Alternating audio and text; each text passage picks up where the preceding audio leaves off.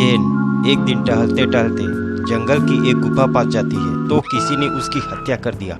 हत्या की पता लगाने के लिए डिटेक्टिव बाऊ आता है और जांच करने पर पता चलता है कि हत्या दोपहर के समय हुई है।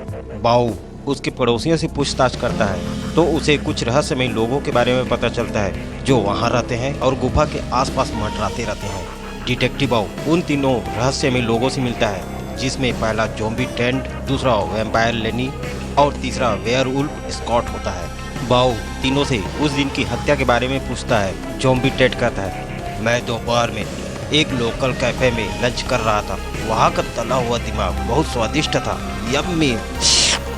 वैम्पायर लेनी कहता है, रात भर घूमने के बाद मैं अपने ताबूत में आराम कर रहा था। वेयरवुल्फ स्कॉट कहता है, मैं रात में गुफा में छुपा रहता हूँ क्योंकि रात में वेयरवुल्फ बन जाता हूँ, सुबह जब वापस इंसान बन जाता हूँ तो घर चले जाता हूँ। ध्यान से इन तीनों को देखिए और बताइए इनमें से किस रहस्यमय व्यक्ति ने जेन की हत्या की है।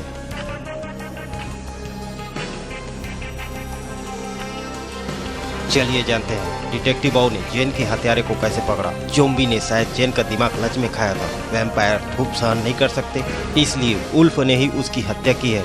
आदमी बनने के बाद वो दोपहर में वहां आया और हत्या करके चला गया। अगर आपका भी उत्तर वेयरवुल्फ स्कॉट था तो वीडियो को लाइक कर दीजिए। चलिए अगला पहेली देखते हैं।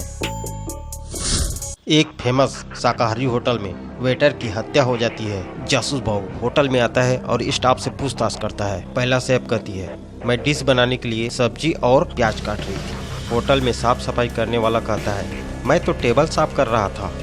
वेटर कहती है, मैं ग्राहकों को ऑर्डर सर्व कर रही थी। और दूसरा शेफ कहता है, मैं मटन को चॉप कर रहा था। इन सभी के बयानों को सुनने के बाद क्या आप बता सकते हैं कि इनमें से हत्यारा कौन है? चलिए देखते हैं डिटेक्टिव बाऊ ने हत्यारे को कैसे पहचाना।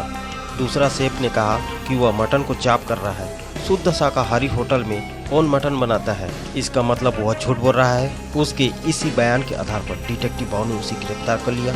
अगर आपका भी उत्तर दूसरा शेफ था तो वीडियो को लाइक करके सब्सक्राइब जरूर कर लीजिए। चलिए अगला पहेली देखते हैं।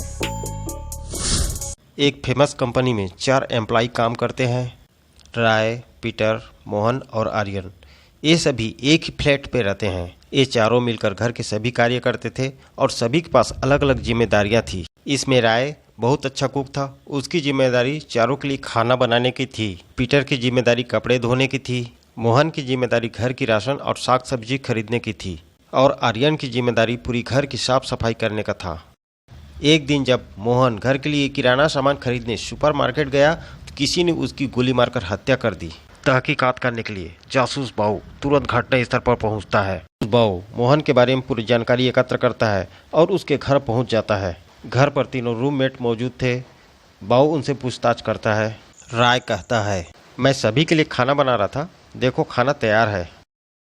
पीटर कपड़े धोने की बात कहता है। आर्यन कहता है, घर बहुत गंदा था, मैं उसे साफ करने में बहुत व्यस्त था। तीनों के बयानों को मद्देनजर रखते हुए क्या आप बता सकते हैं इनमें से हत्यारा कौन है?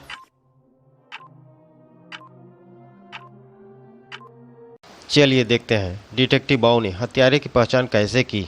ये चारों लोग एक ही प्लेट पे रहते थे और राय ने 3 लोगों के लिए खाना बनाया था क्योंकि उसे मालूम था मोहन वापस नहीं आएगा। राय के बयान के आधार पर डिटेक्टिव बाऊ उसे दोषी पाता है और गिरफ्तार कर लेता है। ऐसे ही इंटरेस्टिंग और रोमांचक स्टोरी के लिए डिटेक्टिव बाऊ चैनल को सब्सक्राइब कीजिए।